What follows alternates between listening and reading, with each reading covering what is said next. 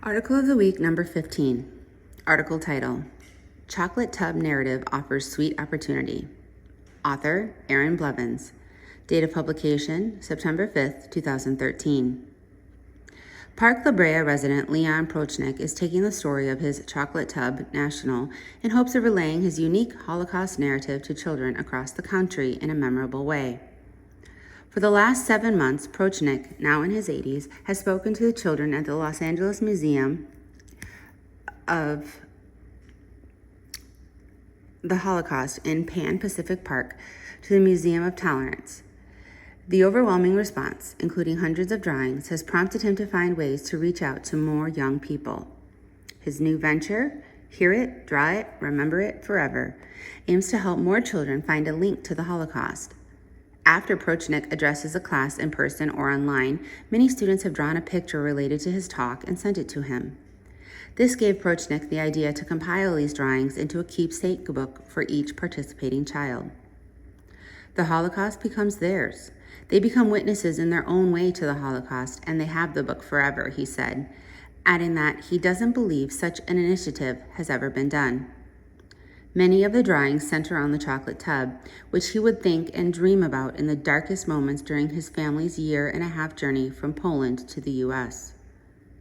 As a child, his family owned the Polish franchise of Suchard Chocolate, the second largest chocolate factory in Poland.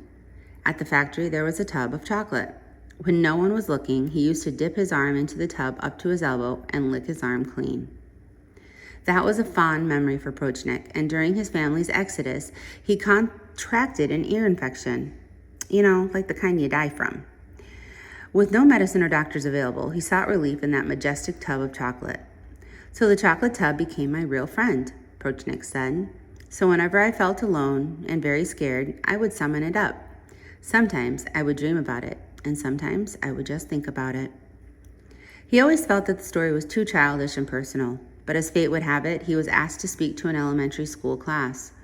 After that discussion, the teacher suggested that Prochnik reach out to the Museum of Holocaust, and he did.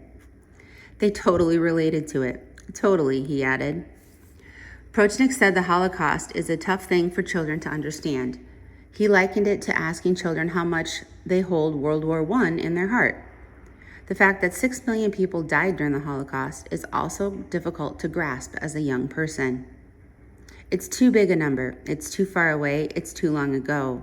But when they hear a story about a boy who kept dreaming about the chocolate tub, then the connection is made, Prochnik said.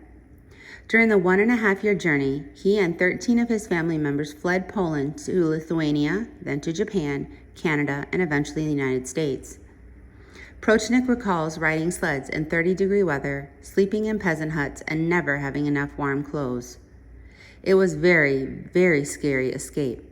We had to flee past the German side border of Poland, he said. While awaiting a transit visa in Lithuania, he attended a Jewish school in the country for about 6 months. Prochnik has a photo of his class and said that in all likelihood, all of his classmates were murdered. During his time in Lithuania, he had another dream of the chocolate tub. But in this dream, his classmates were trying to get into the tub to escape the Germans, but the wall of the tub kept rising, he said.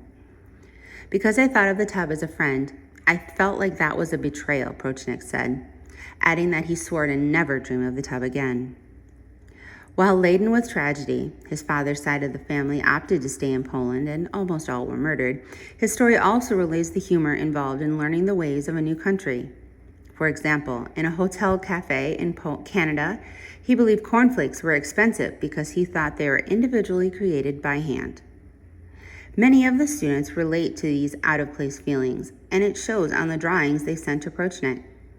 While cornflakes have little to do with the Holocaust, they represent one of the many links in his talks that allow children to understand his story. And once they draw it, it becomes their vision of his experience, Prochnik said. Hopefully they'll treasure it forever, added Prochnik.